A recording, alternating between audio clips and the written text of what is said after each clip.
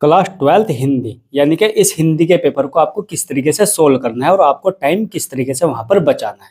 तो टाइम बचाने का एक सबसे मेन ट्रिक है आपके पास, जरा ध्यान दो। एक क्वेश्चन नंबर 2 पर आपको एक निबंध लिखने के लिए आता है। बस इस निबंध को आपको स्टार्टिंग में नहीं करना है, यानी ये 8 नंबर का है। आपको दिमाग में सिर्फ इसी 8 नंबर के ये छूट ना जाए, आपको इसके लिए आधा घंटा बचा के, यानी आधा हाफ हाफ घंटा तो आपको बचाना ही होगा वहां पर। तो आपको सिर्फ इसे ही दिमाग में याद रखना है बिल्कुल कि हमारा निबंध भी है।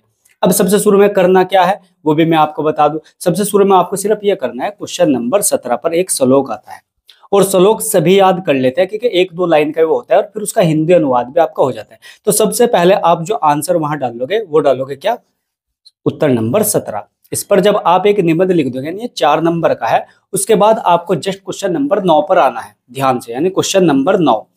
यह आपको बिल्कुल पैटर्न याद रखना है। क्वेश्चन नंबर 17 को सोल्व करने के बाद आपको 9 पर आना है। सिर्फ 2 प्रश्नों के उत्तर आपको देने हैं और छोटे से आपकी बुकों से ही नॉर्मल क्वेश्चन में कर लेता है आपको, जैसे बाजार का कोई सा भी या इनमें से सीरीज के फूल कोई सा भी, यानी 3 क्वेश्चन आपको देगा। इन 3 में से आपको 2 ही क्वेश्चन को करना है। और देखो 2 नंबर का है तो समथिंग समथिंग आपको 3 लाइन या 3 लाइन तक ही आपको जवाब देना है इन 2 क्वेश्चनों का। उसके बाद 9 को करने के बाद देखो ये आपकी बुकों में ही होते हैं, आपकी बुक के ये क्वेश्चन है, इनको सोल्व करना है। अगर आपने ये नहीं पढ़े तो अभी नॉर्मल इनकी स्टोरियां पढ़ लो, कोई ज्यादा बड़ी बात नहीं है। अब क्वेश्चन 10 पर जब आप आओगे, यहाँ पर आपको 3 क्वेश्चन मिलेंगे। अब इन 3 क्वेश्चन में देखो मैं 100% कहता हूँ आपको सिल्वर वेल्डिंग वाला क्वेश्चन आपको अभी से ही याद कर लेना है, क्योंकि ये एक 4 नंबर में भी आता है और एक नंबर में भी आता है।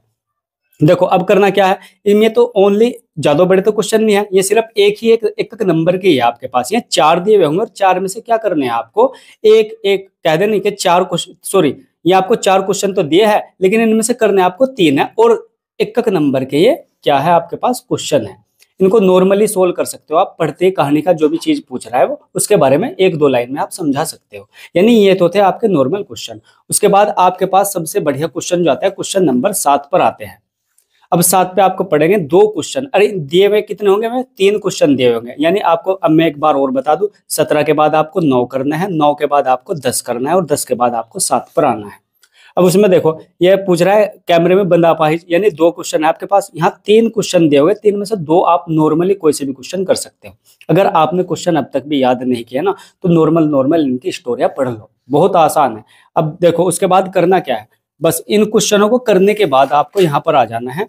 ये एक 4 नंबर का आपका क्वेश्चन है जो कि आपको वहां पर बहुत आसान तरीके से दिखाई देगा रखा हुआ। बिल्कुल देखो यहाँ पर है जूझ आया है पिछले साल और सिंधु घाटी आया है। इस साल 100% में बोल रहा हूँ आपको सिल्वर वेल्डिंग वाला एक क्वेश्चन है, आपको सिल्वर वेल्डिंग वाला क्वेश्चन तैयार कर लेना है। 4 नंबर इसके है, 4 है बिल्कुल। आपको करना क्या है, बड़े आसान तरीके से उसकी स्टोरियां पढ़नी है और उसको लिखना है। बस आपको ध्यान देना है कि सिल्वर वेल्डिंग क्या पूछ रहा है क्या नहीं पूछ रहा है। इसे करने के बाद आपको जस्ट आना है एकदम कहाँ पर, ये छांटने के आपको दिख रहे होंगे, ठीक है ना। ये बचपने की तरह तो आपको करने नहीं है। अब मैं इनको छांटने का सबसे आसान तरीका बताता हूँ। देखो जब आप इसकी पूरी स्टोरी आप सही तरीके से पढ़ना है, आपको बिल्कुल सही तरीके से पढ़ने के बाद ये आपको क्वेश्चन देगा क्या, या उसने क्वेश्चन दिया जैसा भाषा को शिक्षा की नींव कहने का क्या आशय है। तो आपको क्या करना है, इसी क्वेश्चन को ही उठा के चलना है। कभी पता लग रहा वहां आप इसको अच्छा ये लिखा हुआ भाषा की शिक्षा नींव है, ऐसे नहीं करना। आपको इसी क्वेश्चन को ही उठा के उसका उत्तर बनाना है। किस तरह, भाषा को शिक्षा की नींव कहने का आशय यह है कि, तब आपको इसमें से थोड़ा थोड़ा छांट कर लिखना है जो भी आपको अच्छा लगता हो। कि भाषा की नींव कहने का आशय क्या हो सकता है, कहानी में टाइटल क्या उसने बताया है, मतलब अच्छी अच्छी बातें आपको इसमें से उठा उठा कर लिखनी है। ये निशानबाजी का काम आपको बिल्कुल नहीं करना है, ठीक है ना। ये बच्चों का काम था भैया, अब नहीं है। अब नॉर्मल आपको करना क्या है, सिर्फ उसी क्वेश्चन से आपको बहुत अच्छी अच्छी बातों को उठा के लिखना है जो क्वेश्चन पूछ रहा है। अब उसने कहा है जैसा यो मान लो क्वेश्चन एक और आया है, बालक की शिक्षा में अपनी भाषा का क्या स्थान है। तो आप कहीं से उठाना है, बालक की शिक्षा में अपनी भाषा का स्थान यह है कि, अब शुरू करना है आपको, जहां भी आपको मिलेगा इसमें से आपको वे ढूंढ के करना है। देखो इस तरीके से आपको वहां जवाब देना है। तो आपको देखो एक तो क्या होगा, आपकी कॉपी भी बहुत अच्छी तरीके से भर जाएगी और दूसरी बात क्या, एग्जामिनर को भी बहुत अच्छा लगेगा। अब उसके बाद आना क्या है, इसो आपको सोल्व करने के बाद ये एक गंधांश आता है। इसे सोल्व करने के बाद आपको जस्ट आना है, एक रिपोर्ट आती है, नॉर्मल है, क्वेश्चन नंबर 4 पे। अब क्वेश्चन नंबर 4 पे आपको क्या करना है, रिपोर्ट आती है एक नॉर्मल।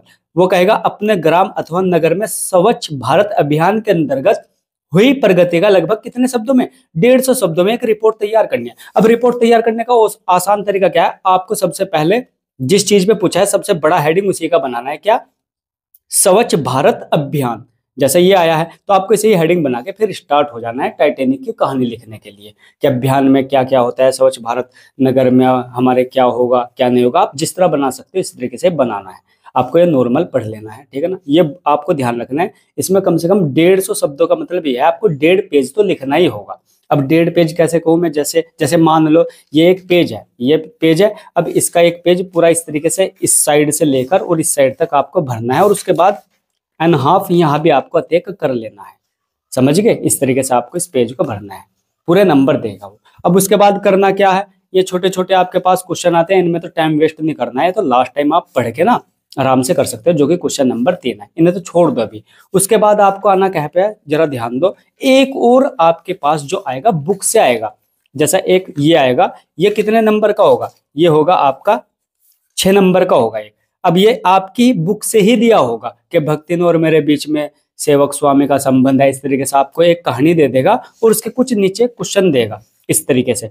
अब यह क्वेश्चन नंबर 8 पर आपके पास 2 कहानियां लिखने के लिए आएगी, इसका मतलब कहानियां होगी दी हुई आपके पेपर में, जैसा पहली ये है और एक दूसरी यहाँ पर होगी। आपको इनमें से क्या करना है, सिर्फ एक करना है, और वही मैंने आपको तरीका बता दिया, आपको इसे अच्छी तरीके से पढ़ना है, लेकिन अपने ही विचारों में जवाब को देना है।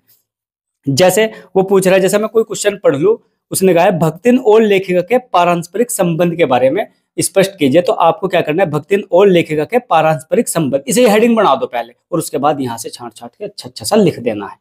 जैसा एक यह है, भक्तिन को नौकर कहना किस रूप में असंगत प्रतीत होता है, तो आपको जवाब किस तरीके से देना है, यहीं से उठाना है एकदम, भक्तिन को नौकर कहना, फिर उसके बाद इस बीच से आपको उठा के लिखना है असंगत इसलिए प्रतीत हुआ है। आप जिस तरह से आप चाहो इस तरीके से इसे सही तरीके से इसके अच्छे अच्छे बोल उठा उठाकर आप अपने विचारों में बनाकर लिखना है आपको। और जब आप ये कर दोगे तो बस उसके बाद आपको क्या करना है, संस्कृत आपने अगर पढ़ी होगी, बड़े ध्यान से, ये आपको फिर इसी तरीके से आप देख रहे हो कि छांटने का नहीं, इनमें सिर्फ आपको एक क्वेश्चन देगा और इन क्वेश्चनों में से मतलब ये जो आपको दिया है ना, एक पैराग्राफ देगा संस्कृत में, और इसमें से ही आपको इसके क्वेश्चन आंसर मिल जाएंगे। ध्यान से आपको इन्हें करना है।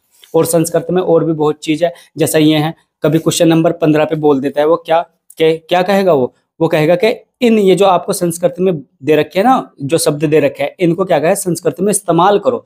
तो कभी कभी आपका अगर इस्तेमाल ना हो तो देखो, मैं कहता तो नहीं कि ये राइट ही होगा, लेकिन जरा ध्यान से आपको छोड़ना नहीं है, करना क्या है, जैसे कुछ भी आ गया, ये आ गया अधम्मा या कुछ भी ऐसा, तो आपको क्या करना है, अगर आप पे नहीं आता ना तो अधम्मा और संस्कृत के 1-2 यार लाइन में से उठाकर भी यहाँ से अधम्मा नहीं है इस तरीके से इस्तेमाल कर दो, भले ही आपको नंबर ना मिले पर दिल को संतुष्टि तो हो जाएगी कि हम यहाँ भी ये भी क्वेश्चन करके आए हैं, ठीक है ना। और वैसे तो देखो आपको 100% याद करना जरूरी है, इतना तो याद कर ही लो कि आपके कम से कम 60 या 65 नंबर आ तो जाएगी।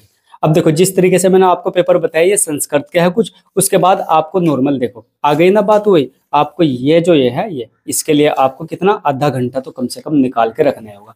अब ये निबंध मैं बता रहा हूँ, इस साल जो निबंध आ रहा है वो मैंने पहले वीडियो में बना के आपको अपलोड कर दिया है, जरूर से जाओ और देखो निबंध आपको किस तरीके से लिखना है, मैंने तरीका भी बता दिया है। लेकिन पूरा हिंदी का पेपर करते वक्त आपके माइंड में सिर्फ निबंध के बारे में चलना चाहिए कि उसके लिए हमें टाइम को बचा के चलना है।